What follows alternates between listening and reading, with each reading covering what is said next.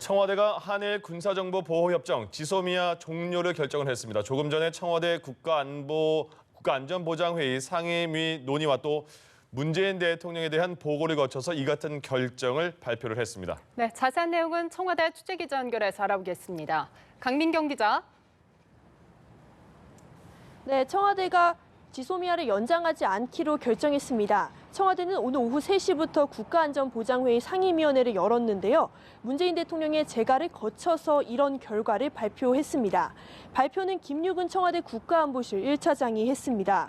여기서 지소미아 결정 종료 사실을 조만간에 일본 정부에 통보할 거라 밝혔습니다.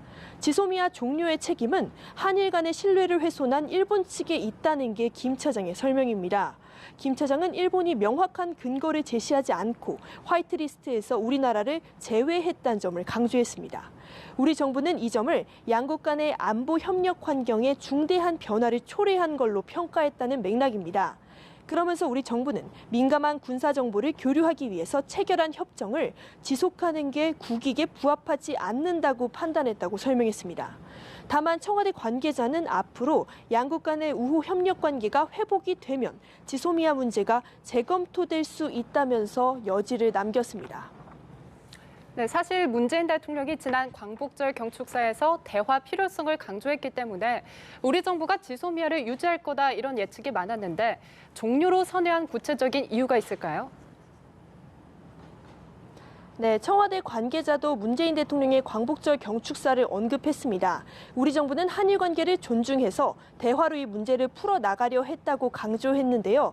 그런데 정작 일본이 대화 창구를 열지 않았다는 게 우리 정부의 설명입니다. 청와대 관계자는 일본에 2차례 특사를 보냈다는 사실도 공개했습니다. 그러나 어제 북경에서 열린 한일 외교장관 회담까지 일본이 태도 변화를 보이지 않았다고 설명했습니다. 게다가 문재인 대통령의 광복절 경축사에도 반응을 내놓지 않았다고 지적했습니다. 청와대 관계자는 7월 말까지만 해도 지소미아를 유지하자는 의견이 정부 내부에서는 많았다고 소개했습니다. 그런데도 일본이 계속 대화 창구를 차단해서 이런 결정을 내렸다는 설명입니다. 네, 미국 정부는 그동안 지소미아 유지를 희망한 것으로 알려져 왔었는데 이번 결정으로 미국과의 관계에 좀 영향이 있지 않을까 이런 우려도 나오고 있습니다. 네, 청와대는 지소미아 종료를 결정하면서 미국 측과 지속적으로 소통해 왔다고 설명했습니다. 또 미국 정부도 우리 정부의 이런 입장을 충분히 이해하고 있다고도 강조했습니다. 청와대 관계자는 일본이 계속 반응을 하지 않는다면 지소미아 종료가 불가피하다. 이런 입장을 미국에 설명했다고 소개했습니다. 또 미국도 이런 점을 이해했다는 설명입니다.